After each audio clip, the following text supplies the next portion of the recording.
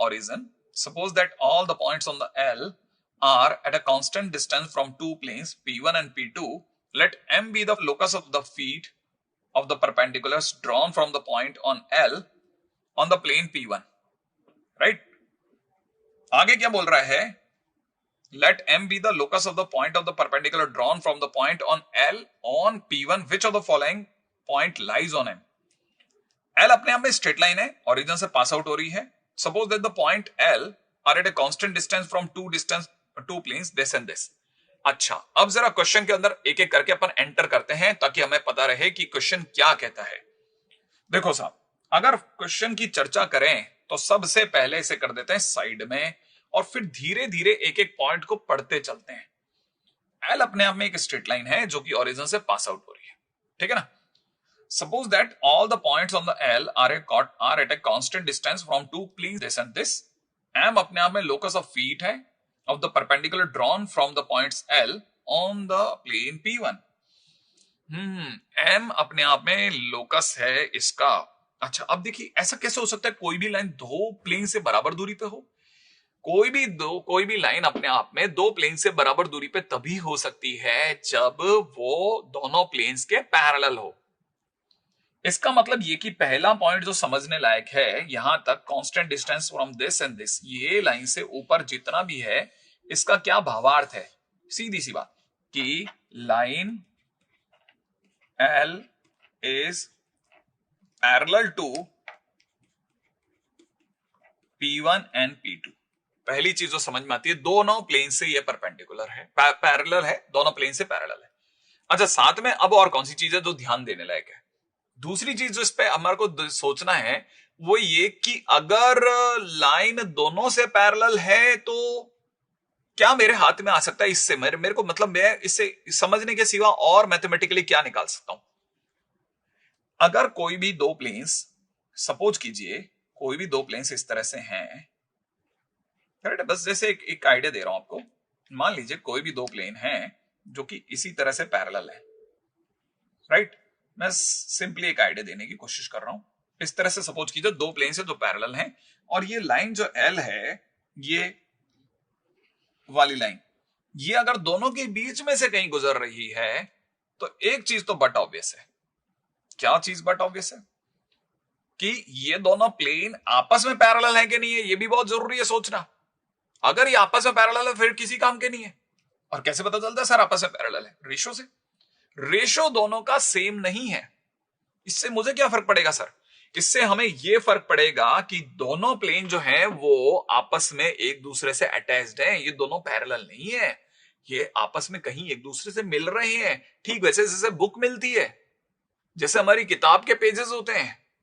अच्छा, ये ऐसे हैं. और फिर लाइन का है सर? लाइन अपने आप में इन दोनों के पैरेलल ही कहीं निकल रही है, इन दोनों के पैरेलल है कहीं पे. अच्छा, माने ये डायग्राम सही नहीं है? नहीं, ये सही डायग्राम नहीं है. आप यूं समझिए कि डायग्राम करेक्ट कैसे होगा? डायग्राम करेक्ट ऐसे होगा कि ये एक प्लेन है, ये एक बुक का पेज है, ये बुक का दूसरा पेज है. समझ रहे हो? और लाइन इनके बीच में से कहीं निकल रही है, यू. सही है? ऐसे ऐसे आर पार निकल गई. अच्छा, इससे क्या होगा सर? इससे यह होगा कि प्लेन P1 और प्लेन P2 का परपेंडिकुलर वेक्टर सोचो. वो जो इसके आर पार यू निकला, ठीक है, यू परपेंडिकुलर निकलेगा P1 का, जिसे आप N1 नाम दोगे. P2 का जो परपेंडिकुलर होगा वो कुछ ऐसे निकलेगा जिसे आप N2 नाम दोगे. और N1 और N2 का जो क्रॉस होगा, N1 और N2 का जो क्रॉस होगा, क्योंकि दोनों प्लेन से परपेंडिकुलर निकलेंगे, उनका जो क्रॉस होगा, ठीक है ना, इन दोनों का क्रॉस प्रोडक्ट जो निकलेगा वो अपने आप में N1 और N2 का क्रॉस प्रोडक्ट निकलेगा. कहने का मतलब ये कि अगर बाय द वे ये दो हैं, ये सपोज कीजिए ये N1 है और ये सपोज कीजिए ये N2 है, तो दोनों का जो क्रॉस प्रोडक्ट होगा, दोनों का जो क्रॉस प्रोडक्ट होगा वो यूज आएगा इस तरफ होता हुआ, और लाइन भी यूं ही जा रही है, तभी वो पैरेलल है. इसका मतलब ये कि N1 और N2 का क्रॉस प्रोडक्ट मुझे लाइन के पैरेलल दे देगा कुछ ना कुछ. हाँ, इससे मुझे लाइन के डीआर मिल जाएंगे. अच्छा, तो इसका मतलब सेकंड पॉइंट यहां से निकलता है, hence dr of line is equal to N1 cross N2, और अगर ऐसा है I J K ले लें, इधर से 1 2 -1 ले लें, इधर 2 -1 1 ले लें, और आप इस पर दौड़ें 2 - 1 1 1 + 2 3, लेकिन माइनस का, इधर से -1 -2 -4, ऐसा 1 -3 -4। अपने आप में मेरे को क्या मिला? डी आर ऑफ लाइन मिले N1 क्रॉस N2 करके। अगर ऐसा हो गया तो फिर इससे क्या मिलेगा सर? ये भी मैं आपको इसमें भी करेक्ट कर दूं, ये -1 -4 -5 है, इससे पहले कि हम लोग बहुत बड़ी गड़बड़ कर दें, ठीक है, और लास्ट में अपने आंसर को मिलाने की गलती करें, ठीक है। तो अपने को मिल गया -1 -1 -3 -5, ये मेरे को लाइन के डीआर मिल गए। लाइन के डीआर मिलने के बाद अब नेक्स्ट क्या है, मतलब मैं लाइन के अंदर काफी चीजों को क्लैरिटी से समझने लग गया हूं। अच्छा, अब इक्वेशन ऑफ लाइन मिल जाए तो फिर तो लाइन ही आ गई सर। तो हमारी अगले टाइटल पे दौड़ है कि इक्वेशन ऑफ लाइन कहां से लाएं सर। अब इक्वेशन ऑफ लाइन में आपको यह भी बता दूं कि लाइन जो है वो ओरिजिन से पास आउट हो रही थी, तो हमारे लिए लाइन की इक्वेशन क्या बन गई? तीसरा पॉइंट, लाइन मेरे लिए क्या बन गई? x divide by 1, y -0 divide by -3, ठीक है, और z -0 डिवाइड बाई -5। ओ, इसका क्या मतलब है सर? इसका मतलब है x by 1, y by -3, z by -5। Line मिल गई। अच्छा, लाइन मिलने के बाद क्या है? लाइन अगर मुझे मिल जाती है तो क्वेश्चन वाला मुझसे क्या जानना चाहता है? क्वेश्चन ने मुझसे कहा है कि वो मुझे लोकस तक लेके चले। अच्छा, कैसे लिखा है देखो जरा। क्वेश्चन में दे रखा है आगे, m अपने आप में locus of the feet of the perpendicular drawn from the points on the L to the plane P1 है।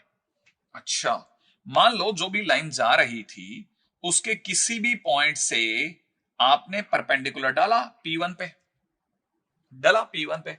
अच्छा, पॉइंट क्या है कि हमें ये नहीं पता कि जहां पे फीट पड़ा, ठीक है, वो बेसिकली क्या था, ठीक है ना। जरा समझने की कोशिश करना, मैं आपको जो समझाने की कोशिश कर रहा हूं उसको समझना।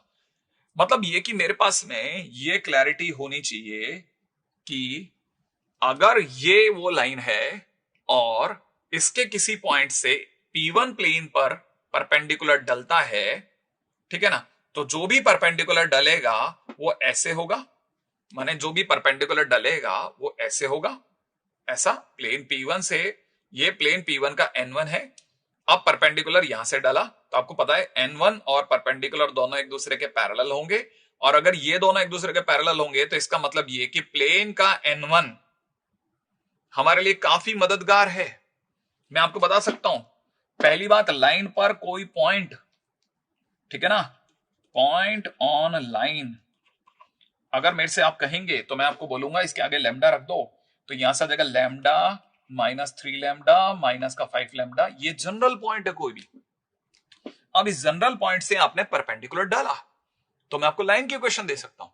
तो fourth point, perpendicular line from lambda -3 lambda -5 lambda two P1 क्या होगी? अगर देखा जाए तो हमने लिया पॉइंट, अब ये पॉइंट कहां जाके ड्रॉप हो रहा है? अब देखो यहां पर मुझे ये भी क्लियर होना चाहिए कि मैं किस जगह पे पॉइंट ड्रॉप करा रहा हूं। मैं मान लेता हूं कि जिस पॉइंट पर जाकर के परपेंडिकुलर गिरा वो ये पॉइंट है, और इस पॉइंट के कोऑर्डिनेट अल्फा बीटा गामा ले लेता हूं, सही है, और मुझे इसी का लोकस बताना है, माने मैं अल्फा बीटा गामा को बाद में एक्स वाई जेड में बदल दूंगा। तो मुझे ये समझ में आ गया कि ये पॉइंट अगर ध्यान से सोचोगे तो आपको समझ में आ जाएगा कि इस पॉइंट और इस पॉइंट, ये जो नीचे का पॉइंट है, इस पॉइंट के कोऑर्डिनेट है लैम्डा -3 लैम्डा -5 लैम्डा, यही है। अच्छा, ये अगर है तो फिर मैं इससे क्या क्या समझ सकता हूं वो सोच रहा हूं मैं।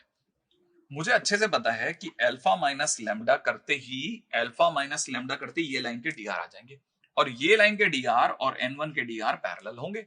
तो मैं कह सकता हूं कि दिस डिवाइड बाय लाइन के डीआर माने N1 के डीआर इज 1, ठीक है, बीटा -3 लैम्डा, तो beta upon 3 lambda divide by 2, और गामा, अरे क्या कर रहे हैं, ठीक है, बीटा, और यहां पे आ जाएगा गामा प्लस का 5 लैम्डा डिवाइड बाई -1।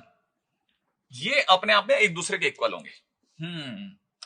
क्या और भी ऐसी कोई वैल्यू है जिसको हम लोग लास्ट में सबके बराबर रख सकते हो? ऐसी कोई वैल्यू मिल जाए जिससे हमारे पास में और आंसर आ जाए? हाँ मैं सोच सकता हूं, बिल्कुल सोच सकता हूं।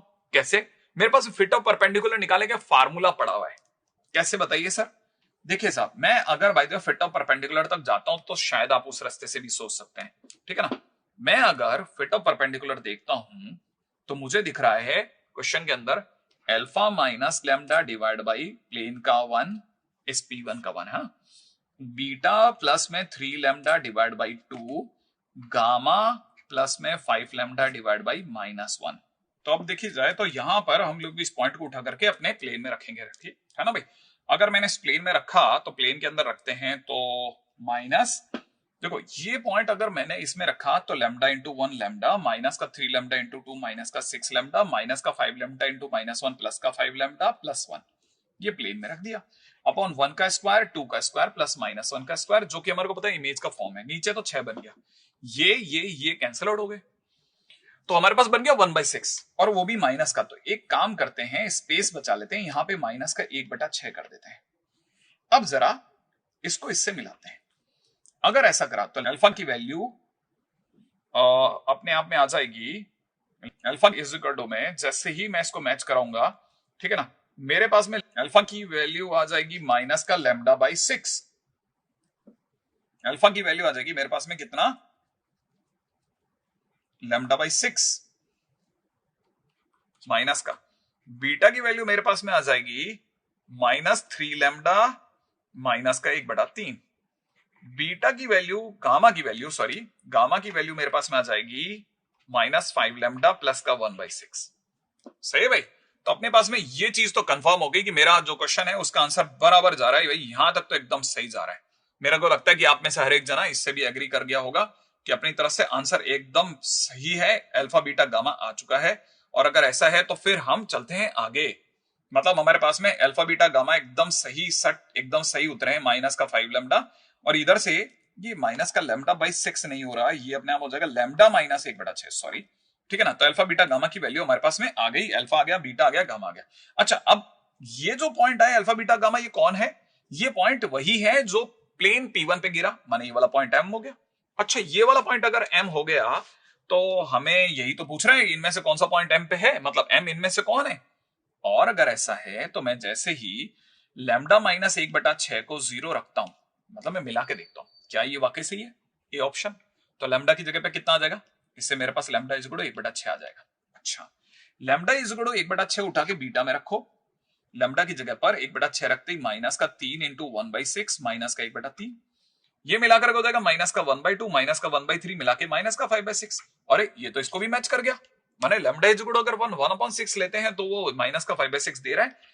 अच्छा, मैंने अगर यहां रखा तो माइनस का 5 इंटू में लैम्डा की जगह पे आ रहा है 1/6 और प्लस का 1/6 मिलाकर हो जाएगा माइनस का 4/6 और माइनस का 4/6, ओ माइनस का 2/3 आ रहा है जो कि यहाँ पे, अरे सर ये भी मैच कर गया। माने अगर हमने एक्स की जगह पर 0 सोचा, मैंने अल्फा 0 सोचा तो बीटा गामा तो फ्री में आ गए। इसका मतलब ये पॉइंट एकदम बराबर है, एकदम झकास पॉइंट है, अपने आप में बहुत अच्छा क्वेश्चन है। अब बी पॉइंट पे चेक करते हैं, बी पॉइंट किस तरफ लेकर चलता है, देखें क्या मैच करेगा या गड़बड़ हो जाएगा। अगर मैंने lambda minus 1/6 is equal to minus का 1/6 रखा तो ये दोनों कैंसिल आउट हो जाएंगे, लैम्डा की वैल्यू 0 आ जाएगी। लैम्डा की वैल्यू अगर 0 आ गई, समझना ये मैं हटा रहा हूं, लैम्डा की वैल्यू 0 उठा करके बीटा में रखेंगे। अगर मैंने लैम्डा की जगह इसमें रखा तो बीटा की वैल्यू आ जाएगी माइनस का 1/3। अरे ये तो माइनस का 1/3 यहां पे मैच कर गया, ग्रेट। अब यहां पर अगर मैंने लैम्डा की जगह 0 रखा तो गामा की वैल्यू आ जाएगी प्लस का 1/6। क्या कहते हो आप? अच्छा, तो इसका मतलब ये भी 1/6, अरे ये भी मैच कर गया भाई, माइनस का 1/6 माइनस का 1/3 प्लस का 1/6, तो इसका मतलब बी ऑप्शन एकदम सही है। हाँ, बी ऑप्शन एकदम सही है। अगर आप पहले ऑप्शन को -1/6 मानेंगे तो अल्फा बीटा गामा तीनों बिल्कुल लाइन के अंदर पड़ेंगे, माने मैं इस पॉइंट के लिए भी एग्री कर गया। अब दोबारा से सुनिएगा, ये चीज आएगी सामने और मिट जाएगी, वापस से समझना, मैं इसको चेक करा रहा हूं। मैं फर्स्ट पॉइंट अल्फा को लैम्डा -1/6 को माइनस का 5/6 लिख रहा हूं, माने मेरे पास लैम्डा की वैल्यू माइनस का 4/6 आ रही है, मतलब माइनस का 2/3 आ रही है, राइट है। अब मेरे पास में ये माइनस का 2/3 आ रही है, ठीक है। लैम्डा की वैल्यू माइनस का 2/3 उठा करके मैं इसमें रख रहा हूं। अगर मैंने यहां रखा तो माइनस का 3 इंटू माइनस का 2/3 माइनस का 1/3 करूंगा, कैंसिल आउट करने पर अरे सर 2 माइनस 1/3 करते हैं तो सर 5/3 आएगा। अरे सर लेकिन ये तो 0 है। हाँ, तो ये मैच नहीं करा, ऐसे समझे आए आपको, ये तो गड़बड़ हो गया सर। हाँ, तो अब ये वाला पॉइंट तो यहां पर काम नहीं करेगा।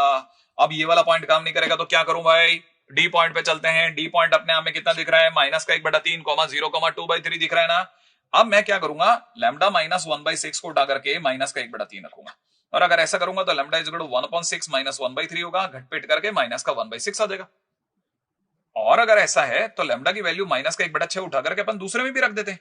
तो बीटा की वैल्यू क्या आएगी मेरे दोस्त, -3 इंटू -1/6 मिलकर के 3/6 -1/3, मतलब 1/2 -1/3।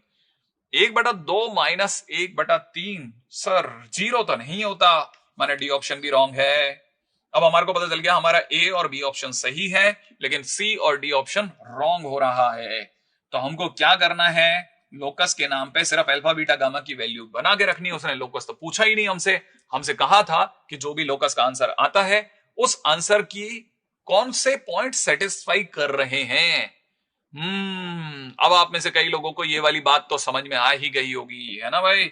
क्वेश्चन बहुत क्लासिक क्वेश्चन है, थोड़ा सा डिफरेंट लेवल का क्वेश्चन था, लेकिन आगे चलते हैं। अब एडवांस लेवल का क्वेश्चन था पूरी तरह से, और वाकई में एडवांस की प्रिपरेशन के दौरान ही काम में आएगा, आप इसको समझ के चलिएगा।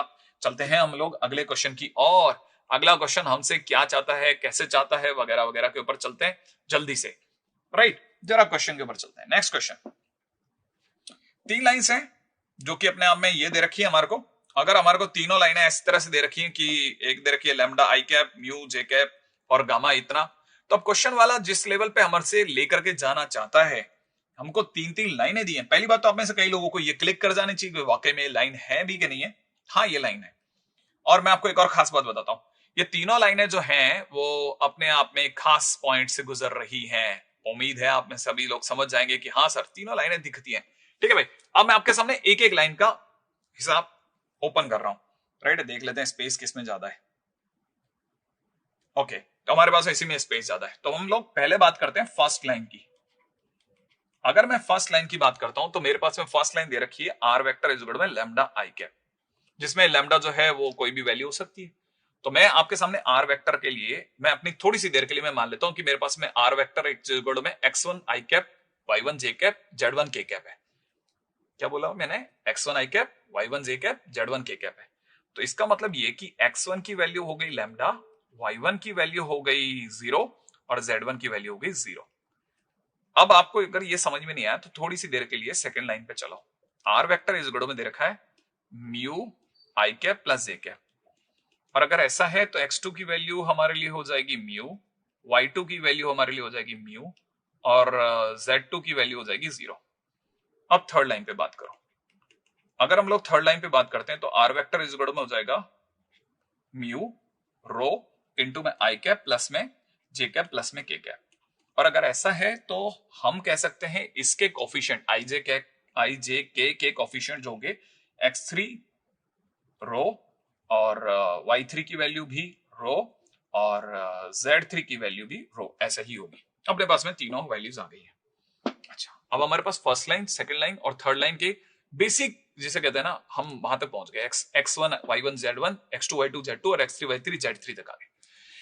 अच्छा, साथ में एक और चीज भी दे रखी है कि ये जो तीनों लाइनें हैं, ये तीनों की तीनों लाइनें इस प्लेन को कट करती है, और वो भी किस किस पॉइंट पे कट करती है, एबीसी पे कट करती है। अगर ऐसा है, ठीक है ना, if line 1 cuts x plus y plus z is equal to 1, तो इसका मतलब x3 y3 z3 x1 y1 z1 is equal to भी 1 होगा, माने उसके पॉइंट सेटिस्फाई करेंगे। इसका मतलब lambda plus 0 is equal to 1 होगा। इसका मतलब लैम्डा की वैल्यू 1 आ गई। और अगर लैम्डा की वैल्यू 1 आ गई तो हम कह सकते हैं कि हमारे लिए पॉइंट ए जिस पे कटिंग हुई उसके कोऑर्डिनेट 1 0 0 हो गए। लैम्डा इक्वल टू 1 आ गया, इसका मतलब 1 0 0 हमारे पास पॉइंट आ गया जहां पर आकर के हमारी पहली लाइन कट करी है। That point is a. अब दूसरी लाइन जो थी वो अपने आप में किसी पॉइंट बी पे कट कर रही होगी। वो ऐसे सोच रहे हैं, if L2 cuts x plus y plus z is equal to 1, then क्या होगा। तब हम बोलेंगे कि हमारे पॉइंट के कोऑर्डिनेट है म्यू म्यू 0। म्यू म्यू 0 जो होंगे वो इस पे लाई करेंगे, क्योंकि म्यू म्यू 0 जो है वो तो अपने आप में रैंडम पॉइंट है कोई भी। तो अगर इस पे लाई करेंगे तो मैं कह सकता हूं mu plus 0 is equal to 1। इसका मतलब म्यू इज इक्वल टू में 1/2। और अगर म्यू इज इक्वल टू 1/2 हो गया तो बी जो पॉइंट है वो पॉइंट के कोऑर्डिनेट म्यू 0 की जगह 1/2 0 ये कहलाएंगे। माने मेरे पास बी पॉइंट के कोऑर्डिनेट भी आ गए।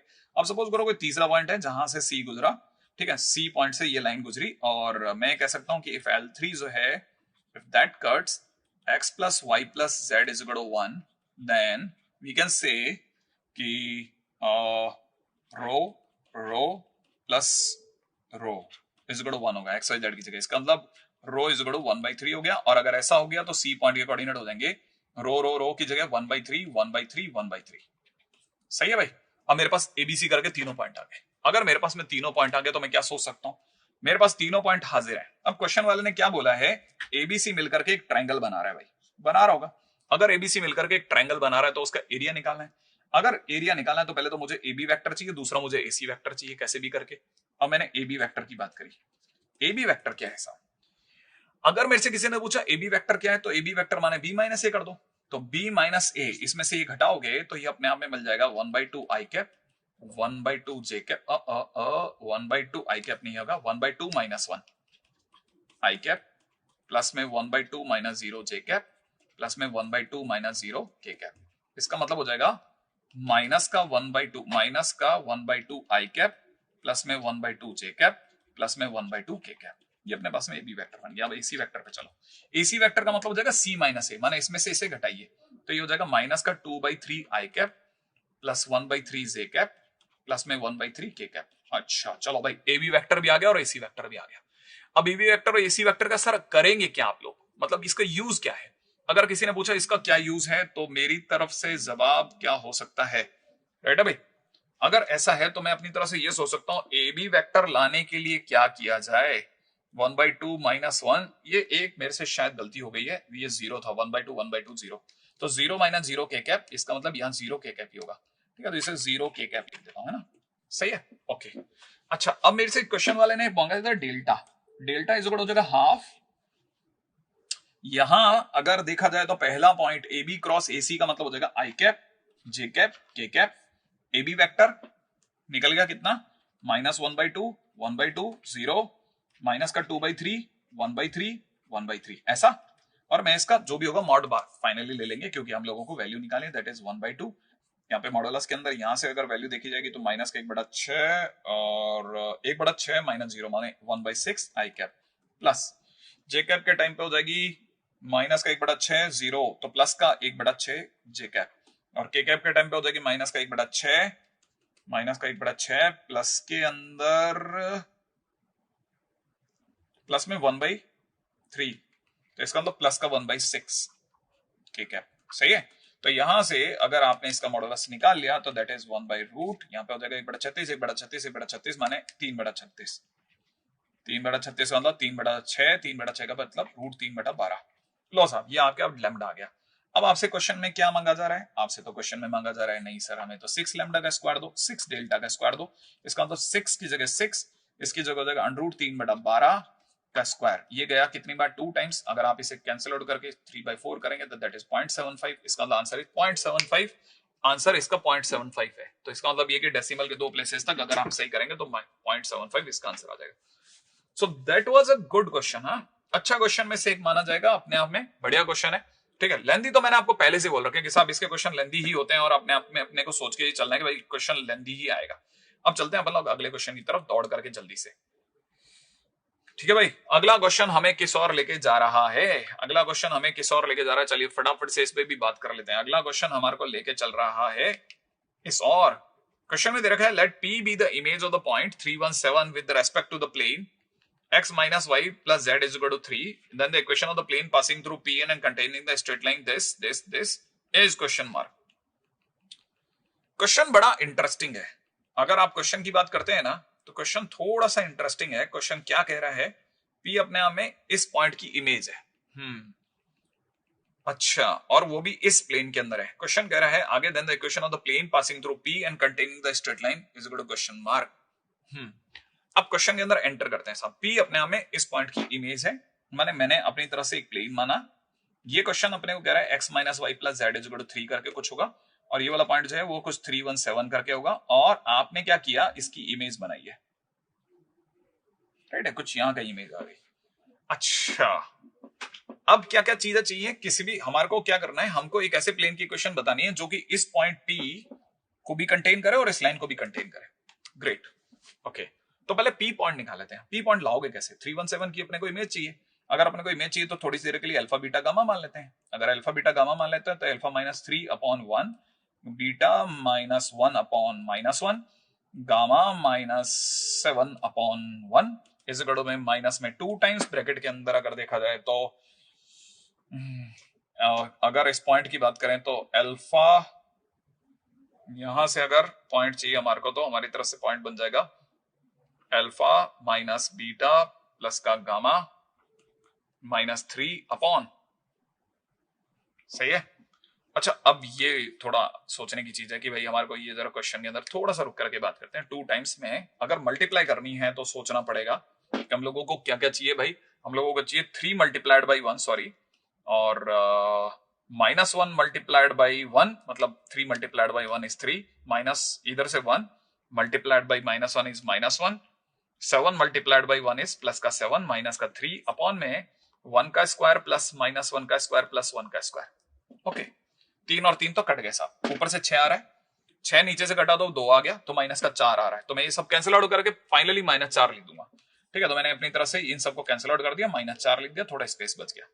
अब मेरे पास में अल्फा का पॉइंट आ रहा है, -4 प्लस का 3 -1 दे रहा है, बीटा इस गड़ो में 4 - 4 प्लस 1 5 दे रहा है, गामा इस गड़ो में -4 प्लस का 7 मिलाकर के 3 दे रहा है। तो हमारे पास में पी पॉइंट के शानदार कोऑर्डिनेट आ रहे हैं -1 5,3। क्या अपने पास में जो भी बना, यहां तक की बात समझ में आ गई? फाइनली हम लोगों ने कुछ भी नहीं करा क्वेश्चन के दौरान, सिर्फ इतना सा कोशिश करिए कि हमको क्वेश्चन में इमेज मिल जाए पी पॉइंट की। अच्छा, जैसे ही मुझे पी पॉइंट की इमेज मिली, अब क्वेश्चन थोड़ा दूसरी तरफ चला गया। क्वेश्चन ने कहा कि नहीं नहीं नहीं, क्वेश्चन ऐसे है कि अब आप समझिए कि ये एक प्लेन है जो कि हमें फाइंड करना है, ये न्यू प्लेन है, ठीक है। अब नए प्लेन के अंदर एक लाइन जो है वो इससे पास आउट हो रही है। ये जो लाइन है, इस लाइन पर एक पॉइंट है जिसका नाम है 0 0 0। कहां लिखा है सर? देखो इस लाइन को, देखो देखते ही पता चल जाएगा, ये 0 0 0 कंटेन करती है, माने इस लाइन पर है। अच्छा, दूसरी बात ये कि इसके जो डीआर है वो है 1 to 1। हाँ, समझ में आया। अच्छा सर, अगर इसके डीआर 1 to 1 है तो मतलब ये कि इसके डीआर मतलब ये लाइन के डीआर 1 to 1 है। अच्छा, इसी प्लेन पर एक और पॉइंट भी दुनिया में कहीं लाई करता है जिसका नाम पी है, जिसे आपने अभी अभी निकाला है -1 5 और 3। अच्छा, क्या आपको नहीं लगता कि मैं पी को और ओ को मिला सकता हूं? मिला सकते हो सर। अच्छा सर, एक बात बताइए, अगर इन दोनों को मिलाएंगे तो इन दोनों के जो डीआर बनेंगे वो डीआर अपने आप में क्या होंगे? इसके डीआर घटा घटा के निकलेंगे, -1 और 5 और यहां से 3। अगर मेरे पास में इसके डीआर आ गए तो इस लाइन के डीआर और हमारी लाइन के डीआर का जो क्रॉस प्रोडक्ट होगा वो अपने आप में प्लेन का परपेंडिकुलर दे देगा। हाँ, इसका मतलब ये कि normal vector to new plane क्या होगा, इस गड़ो में आई जे के दोनों के डीआर, राइट है। ये क्रॉस ये 1 2 1 क्रॉस -1 5 3। अगर हमने ऐसा करा तो हमारे पास में आ जाएगा 6 - 5 बोले तो 1, उधर से यहां से आ जाएगा 3 + 1 4 बोले तो -4, इधर से देखा जाए तो 5 + 2 7। ये लो, हमारे पास में नॉर्मल वेक्टर आ गए इसके। अच्छा, अब जैसे ही मेरे पास में नॉर्मल वेक्टर आ जाएगा, अब क्या करूंगा? भाई मेरे पास प्लेन के नॉर्मल वेक्टर आ गए। अगर मेरे पास प्लेन के नॉर्मल वेक्टर आ गए हैं तो क्या क्या किया जा सकता है? किसी भी प्लेन के लिए दो ही चीजों की जरूरत होती है, एक तो कहीं से नॉर्मल वेक्टर मिल जाए और वो जिससे पास आउट हो रहा है वो वाला पॉइंट मिल जाए। तो मैं शायद सोच सकता हूं, तो सर प्लेन तो ओरिजिन से पास आउट हो रहा है, अपन वो क्यों नहीं ले लेते? बिल्कुल ले सकते हैं। अपने को पता है A x minus origin, B y minus origin plus z, sorry C z minus origin कर सकते हैं। अच्छा, लेकिन सर अगर ऐसा करेंगे तो क्या पॉइंट आ जाएगा? मैंने कहा हाँ। अब एबीसी क्या चीज है? एबीसी सर तो नॉर्मल वेक्टर होते हैं, नॉर्मल वेक्टर तो हमने निकाल लिए, दैट इज 1 -4 और यहां से 7। इसका मतलब हमारा आंसर सर x माइनस में 4y प्लस का 7z इक्वल टू 0 आ रहा है। भाई मेरे अकॉर्डिंग तो यही आ रहा है, ऑप्शंस के अकॉर्डिंग देख लेते हैं हमारे को। और ये तो सी ऑप्शन है सर, बैठ गया मामला। ओके, तो सर ये उतना लेंथी नहीं था और ये मेंस के लिए एकदम परफेक्ट क्वेश्चन है, ठीक है। हाँ, मींस के लायक परफेक्ट क्वेश्चन। पिछले 2 क्वेश्चन में से कोई भी क्वेश्चन मींस के लायक नहीं था, हमेशा एक पॉइंट से ऊपर ही गया वो क्वेश्चन। तो ये वाला क्वेश्चन तो साहब मैं कह सकता हूं खुलेआम कि ये क्वेश्चन अपने आप में बहुत बढ़िया क्वेश्चन है और इस तरह के क्वेश्चंस आ सकते हैं, है ना। अब चलते हैं अपन लोग नेक्स्ट क्वेश्चन की ओर। राइट, क्वेश्चन क्या कहता है, 2 लाइनें दे रखी है साहब, दोनों लाइनें आपस में कैसी है, कोप्लेनर है। तो अल्फा अपने आप में कौन सी वैल्यू ले सकता है। अब क्वेश्चन को समझते हैं। 2 लाइंस अपने आप में कोप्लेनर है, तो कोप्लेनर होने पे इनका डबल 0 होगा, इसमें भी कोई डाउट नहीं है। पहली बात, लाइन को ढंग से लिखूं तो L1 के नाम पे जो लाइन मुझे दिख रही है वो दिख रही है x माइनस 5/0 y अपॉन में 3 minus alpha z upon minus 2। L2 के नाम पे जो हमारे को लाइन दिख रही है x minus alpha upon 0 y upon में -1 इज इक्वल टू में z अपॉन 2 माइनस अल्फा। अच्छा, इन्हें ऐसे लिखना है। पहले लाइन लिख ली, लाइन लिखने के बाद में L1 and L2 are coplanar लिख लिया। अगर ये दोनों लाइनें कोप्लेनर हैं तो इनका डब्बा 0 होगा। किसका डब्बा, सुनना जरा, इसका पॉइंट है, इस लाइन पर पॉइंट है अल्फा 0 0, इस लाइन पर पॉइंट है 5 0 0। अब क्या करा जाए, अगर ऐसा है तो फिर मैं इसमें से इनके डीआर बनाऊंगा पॉइंटों को घटा घटा करके। तो सर फिर तो अल्फा माइनस 5 0 माइनस 0 0 माइनस 0 ऐसा करोगे। हाँ, ये तो वह दोनों लाइनों को जोड़ने वाली, दोनों लाइन्स के पॉइंट्स को जोड़ने वाली लाइन के डीआर। अब दोनों लाइनों के डीआर 0 3 माइनस अल्फा माइनस 2, दूसरे के डीआर 0 -1 2 माइनस अल्फा, ये होगा। क्रॉस करते हैं, अगर ऐसा है तो alpha minus 5 multiplied by 3 minus alpha into 2 minus alpha plus भी नहीं माइनस का 2 बराबर 0 होगा। और अगर ऐसा हो गया तो अल्फा की एक वैल्यू तो 5 हो गई, तो 5 तो सर है ही नहीं अपने इसमें, हटाओ फिर कोई बात नहीं। दूसरे वाले को देख लेते हैं। यहां से देखा जाए तो ये अपने आप में कह रहा है 6 माइनस 2 अल्फा माइनस का 3 अल्फा 6 माइनस 5 अल्फा और प्लस के अंदर अल्फा स्क्वायर माइनस का 2 बराबर 0। तो यहां से कहते हैं अल्फा स्क्वायर माइनस में 5 अल्फा प्लस का 4 बराबर 0। इसका मतलब alpha minus 4 into alpha minus 1 बराबर 0। इसका मतलब अल्फा की 2 प्यारी प्यारी वैल्यू 1 और 4 आ गई। अरे सर 1 और 4 तो दोनों ही है ना, लो बैठ गया मामला। तो कहां हमारे 2 क्वेश्चन कितने लेंदी गए और कहां 2 क्वेश्चन चुटकियों में हो गए। दोनों क्वेश्चन मींस लेवल के कहे जा सकते हैं, आए जरूर आईआईटी में होंगे और आपको पता नहीं है इस तरह के बहुत सारे क्वेश्चन आ भी सकते हैं। तो आने के लिए तो बढ़िया है, आते हैं तो वेल डन, वेलकम। अगले क्वेश्चन पे चलते हैं जल्दी से। क्वेश्चंस अब अगले क्वेश्चन के ऊपर जब हम चर्चा करेंगे तो अगला क्वेश्चन हमारे को क्या कह रहा है देखिए। ठीक है साहब, क्वेश्चन में दे रखा है इन अ ट्राइंगल PQR, ए अपने आप में QR है, बी अपने आप में RP है, सी अपने आप में PQ है। मॉड ए की वैल्यू अपने आप में 3 है, मॉड बी की वैल्यू 4 है, इतना बराबर इतना है। तो बताइए A क्रॉस B का होल स्क्वायर क्या होगा। तो मेरे को जहां तक लगता है अपने आप में one of the very fantastic question, बहुत ही गजब क्वेश्चन है। पहली चीज जो समझ में आनी चाहिए कि A vector, B vector and C vector are lines of triangle. Then A vector plus B vector plus C vector equal to 0 होगा। हाँ, इसका मतलब ये है कि अगर ऐसा होगा तो मैं ये कह सकता हूं कि C वेक्टर की जगह माइनस A वेक्टर माइनस का B वेक्टर लिख सकते हैं। इतना अपने को पकड़ में आ गया। अब क्वेश्चन में गिवन क्या है, क्वेश्चन में गिवन है A vector C vector minus B vector upon में C vector A vector minus B vector is equal to में मॉड ऑफ A अपॉन में mod A mod plus mod A। और अगर ऐसा है तो A वेक्टर की जगह A वेक्टर इंटू में C वेक्टर की जगह माइनस A वेक्टर माइनस का B वेक्टर माइनस का B वेक्टर अपॉन में नीचे C वेक्टर की जगह माइनस A वेक्टर माइनस का B वेक्टर, ठीक है, इंटू में A vector minus B vector, ऐसा इज इक्वल टू में मॉड ऑफ A अपॉन में mod A plus mod B, ऐसा होगा। ठीक है, अब ये जो लिखा है ये A माइनस 2 भी लिखा है, तो मैं इसे माइनस A माइनस का 2 भी लिख करके थोड़ा सही कर देता हूं। अच्छा, इधर जो नीचे की तरफ A vector minus B vector दे रखा है, ठीक है ना, अगर मैं इस नीचे से माइनस कॉमन ले लूं और ऊपर भेज दूं तो ऊपर की तरफ ये प्लस का हो जाएगा और यहां ये A प्लस B वेक्टर हो जाएगा।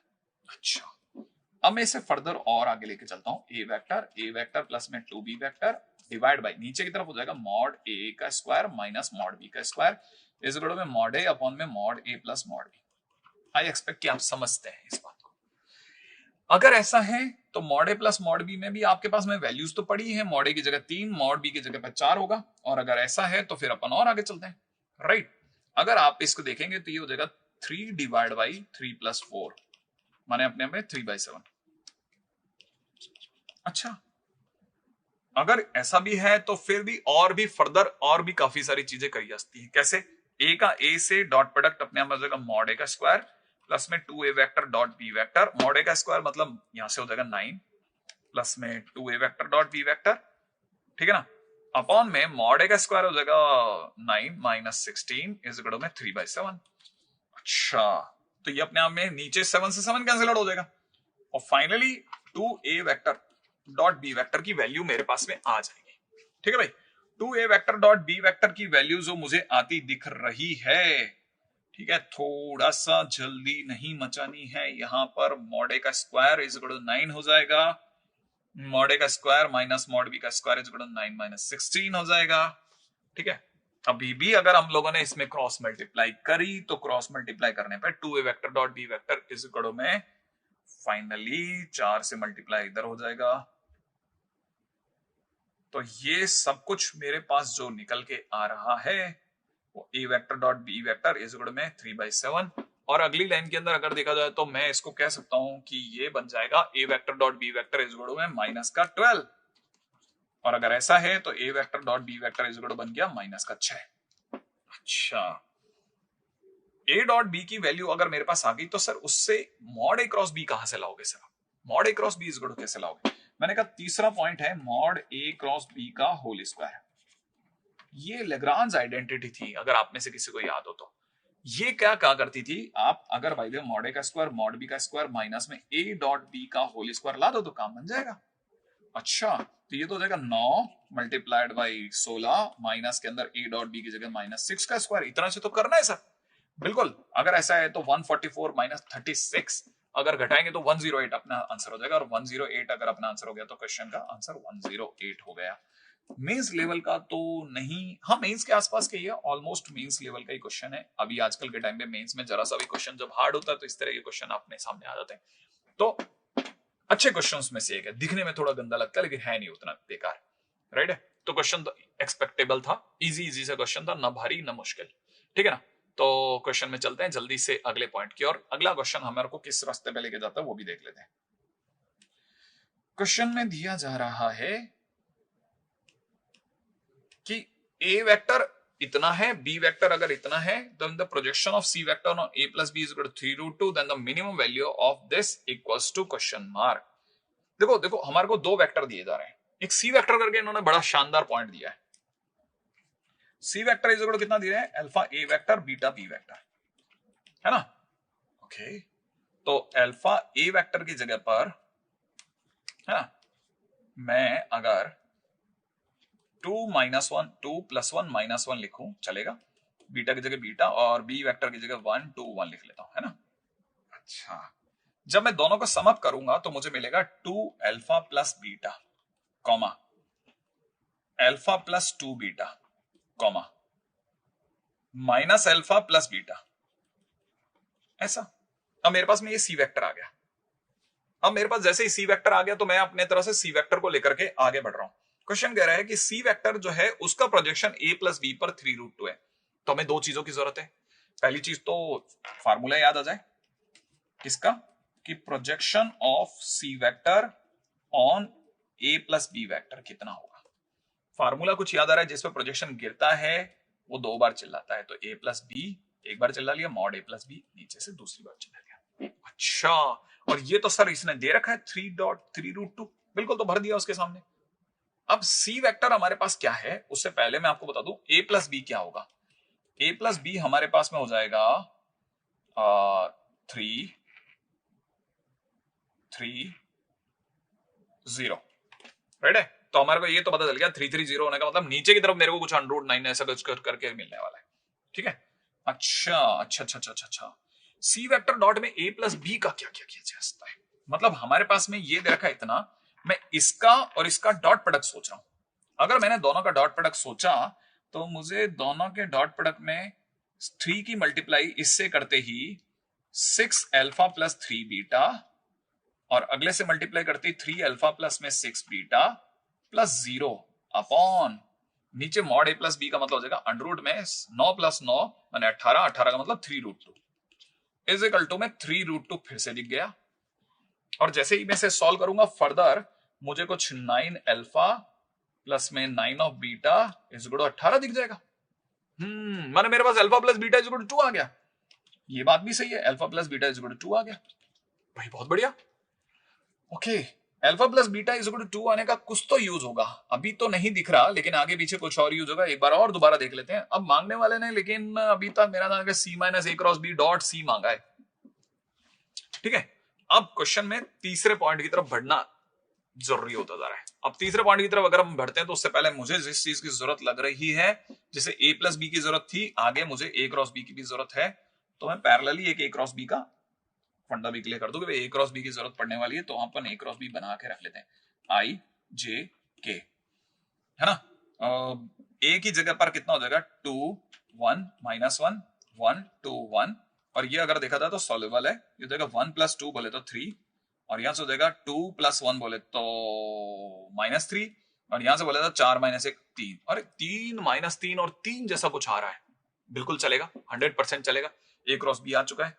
अच्छा, सी माइनस ए क्रॉस बी। अब सी माइनस ए क्रॉस बी क्या चीज है सर? सी माइनस ए क्रॉस बी थोड़ा बयान आ गया, पहले से बता दूं आपको, इससे पहले कि आप इस पे कूद पड़े, ठीक है ना। हाँ, इससे पहले कि आप इस पे चल पड़े मैं आपको ये बता दूं कि अब हमारे पास में अगला पड़ाव क्या है। ये हमारा तीसरा पड़ाव था, अब हम चौथे पड़ाव पे चल रहे हैं। हमसे मांगा जा रहा है सी वेक्टर माइनस में A cross B dot C vector. अगर ऐसा तो सी का सी से डॉट प्रोडक्ट मॉड सी का स्क्वायर, और ये डब्बा एबीसी दे देगा, है ना। अच्छा, अब डब्बा एबीसी कहां से लोगे सर? डब्बा एबीसी एक तकलीफ है, लेकिन उससे भी पहले इसकी मिनिमम वैल्यू पे जाने के लिए मॉड सी का स्क्वायर निकालना पड़ेगा, और मॉड सी का स्क्वायर के अंदर हमारे साथ में एक ही प्रॉब्लम है, वो ये कि अल्फा और बीटा की अभी तक खुली वैल्यू कहीं से नहीं मिल रही। सही है, हाँ, अभी तक हमारे पास में कोई ऐसी डायरेक्ट वैल्यू नहीं मिल रही कि हमारा काम बन जाए। लेकिन शायद एक चीज और ऐसा सोचा जा सकता है कि डब्बा एबीसी को लेकर के हम लोग एक पॉइंट पे कमेंट कर सकते हैं क्या, कि सी वेक्टर अगर अपने आप में इसके बराबर है, ठीक है ना, तो हम लिख सकते हैं as c vector is equal में अल्फा ए वेक्टर प्लस में beta b vector, it implies that a b c are coplanar. अच्छा, और अगर ये कोप्लेनर है तो इसका सीधा मतलब ये कि डब्बा एबीसी तो 0 हो गया, और ये तो 0 हो गया। हाँ, इसका मतलब ये कि ये जो डिमांड कर रहे हैं उसमें सिर्फ इतना सही बच गया, it is equal to mod c का स्क्वायर। बस आप कहीं से भी मॉड सी का स्क्वायर ला दो, क्वेश्चन फिनिश हो जाएगा। चलो सर, मॉड सी का स्क्वायर तो फिर भी वी कैन थिंक। मैंने कहा कैसे, बताइए सर। सी अपने पास में ये पड़ा है ऊपर, ये दिख रहा होगा ना सर, ये वाला सी। हाँ, मैंने कहा इसका square is equal to 2 alpha plus beta का होल स्क्वायर प्लस में अल्फा प्लस में 2 बीटा का होल स्क्वायर, और प्लस के अंदर माइनस अल्फा प्लस बीटा का होल स्क्वायर, बोले तो 4 और 5 और 6 अल्फा स्क्वायर, प्लस में यहां से हो जाएगा 1 4, अच्छा ये भी 6 beta square, done done done. ये अपने हमें होगा 4 alpha beta 4 alpha beta 8 alpha beta 8 alpha beta minus 2 alpha beta मिला करके 6 अल्फा बीटा, 6 कॉमन ले लेते हैं, तो इसका मतलब ये हो जाएगा 6 times alpha square plus beta square plus alpha beta. और हमें क्या चाहिए, इस पूरे का, किसका, इस पूरे का मिनिमम, और इस पूरे का मिनिमम मतलब इसका मिनिमम, इस पूरे का मिनिमम, हाँ इसका मिनिमम चाहिए। खास तौर पे ये ध्यान में रखना है कि अल्फा प्लस बीटा अपना 2 है। ओके, अल्फा प्लस बीटा अगर सर 2 है, ठीक है ना। तो हमको एक बात समझ में आती है कि अगर मिनिमम चाहिए तो, और अल्फा प्लस बीटा अगर 2 है, तो इसका मतलब ये कि अल्फा और बीटा को 1 लिया जा सकता है सर मिनिमम के लिए, है ना। तो इसका मतलब ये कि अल्फा इक्वल बीटा इक्वल 1 ले लेते हैं। अगर ऐसा कर लें तो इसकी जो मिनिमम वैल्यू वो रीच हो जाएगी हमारे को। क्या कहते हो आप? क्या आप में से किसी के दिमाग में ये बात आई कि हमको इसका मिनिमम कब मिलेगा? अगर अल्फा प्लस बीटा यहाँ पे 2 है, ध्यान से समझिएगा। अगर मैं इसे बोलूं तो ये अल्फा प्लस बीटा का whole square minus alpha beta, मुझे एक तरह से इसका मिनिमम चाहिए, और अल्फा प्लस बीटा तो 2 है, तो आप तो एक तरह से 4 माइनस अल्फा बीटा का मिनिमम ढूंढ रहे हो, और आपको मिनिमम चाहिए, तो इसका मतलब ये कि अल्फा बीटा का ओवरऑल प्रोडक्ट मैक्सिमम आना चाहिए। अल्फा बीटा अगर मैक्सिमम होगा तो ये अपने आप में मिनिमम होगा। तो याद है, दो नंबर्स का सम अगर दो हो और उनका प्रोडक्ट अगर बाय द वे हमको मैक्सिमम लाना है, तो सम के दिए जाने पे प्रोडक्ट का मिनिमम मैक्सिमम जो होगा वो लाना पड़ेगा। अगर ऐसा होगा तभी तो हमारे पास घटने के बाद जब मैक्सिमम से मैक्सिमम घटेगा तभी तो ओवरऑल मिनिमम बचेगा। अरे ध्यान से सोचो, 4 में से जितना ज्यादा घटेगा उतना कम बचेगा, तो मैं तो मिनिमम चाहिए, इसका मतलब हमारे को अल्फा बीटा का मैक्सिमम चाहिए। और प्रोडक्ट का मैक्सिमम अगर चाहिए होता है तो यूज एएमजीएम। अगर आपने एएमजीएम का यूज कर लिया तो उसके लिए अल्फा और बीटा का पॉजिटिव होना मस्ट है, जिसका मतलब आपके अल्फा बीटा पॉजिटिव हो गए। और अगर अल्फा बीटा पॉजिटिव होगा और आपने मिनिमम की सोची, तो मिनिमम तभी होगा जब अल्फा और बीटा बराबर हो, इसका मतलब अल्फा बीटा 1 हो जाए। अच्छा, और अगर ये 1 हो गया तो 4 माइनस कितना, 4 माइनस 2 इंटू 1 है ना, अल्फा बीटा तो 1 ही हो गया ना, तो आंसर विल बी 2। तो इसका मतलब जो भी आंसर होगा इस पूरी कहानी का वो अपने आप में कितना निकला, 2। और ये अगर 2 निकल गया, ठीक है, तो मतलब अपने को बदल गया अल्फा बीटा 1। सॉरी मैं गलत चला गया, अल्फा बीटा के 1 होने पे अब क्या सोचेंगे, अगर ये 1 हो गया तो 6 मल्टीप्लाइड बाई 1 प्लस 1 प्लस 1 बोले तो answer is 18।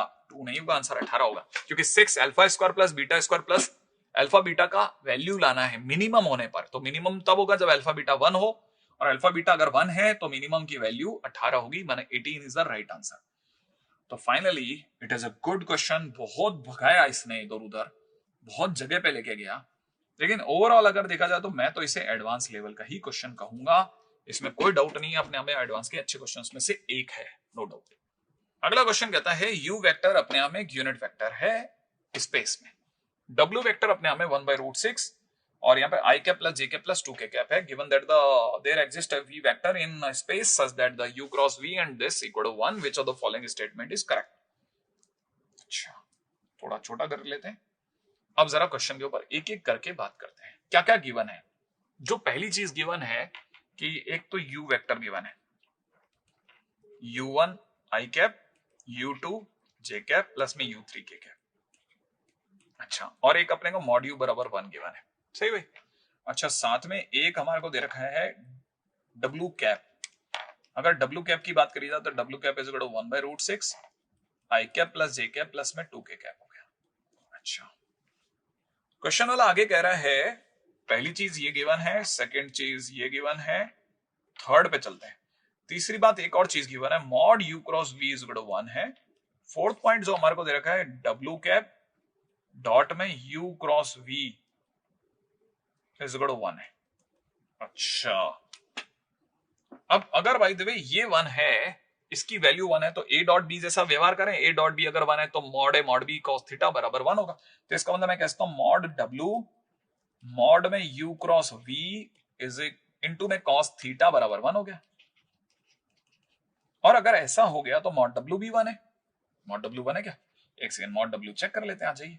1/√6 multiplied by 1 plus 4, लो सब 1 ही आ रहा है बिल्कुल। तो ये 1 cos थीटा 1, इसका मतलब ये कि थीटा की वैल्यू अपने आप में 90 डिग्री आ रही है क्या, नहीं, थीटा की वैल्यू जो आ रही है 0 आ रही है सब। इसका मतलब ये कि u vector sorry u cross v और w आपस में पैरेलल है, तो w vector is parallel to u cap and v vector. इसका मतलब ये कि आप अगर भाई तो ध्यान से सोचेंगे ना, मैं आपको ऐसे समझाता हूं, देखो ये सपोज करो u है, ये अपना u कैप है, ये अपना v वेक्टर है, ये अपना u क्रॉस v है, और w इसके पैरेलल है। इसका मतलब एक तरह से w अगर इसके पैरेलल है, ठीक है, तो w वेक्टर अगर इसके पैरेलल है तो ये आपस में इससे और इससे 90 पे बना रहे। इसका मतलब मैं यहां से कह सकता हूं कि w vector is perpendicular to u cap and w vector is perpendicular to v vector. अच्छा, ये दोनों ऐसे होंगे, हाँ ये दोनों इस तरह से चलेंगे। पहली चीज यहां से पकड़ में आ गई। अच्छा, अब इसके बाद में हम अपना और स्पेस कैसे बढ़ा सकते हैं, कहीं से और हमारे पास में कुछ हाथ में आ जाए तो शायद सोचा जा सकता है।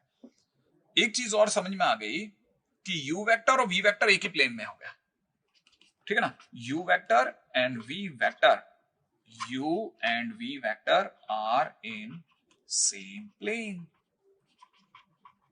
अच्छा, और u और v वेक्टर के बारे में कुछ नहीं बोला गया, इसका मतलब ये कि there can be infinite v vector possible.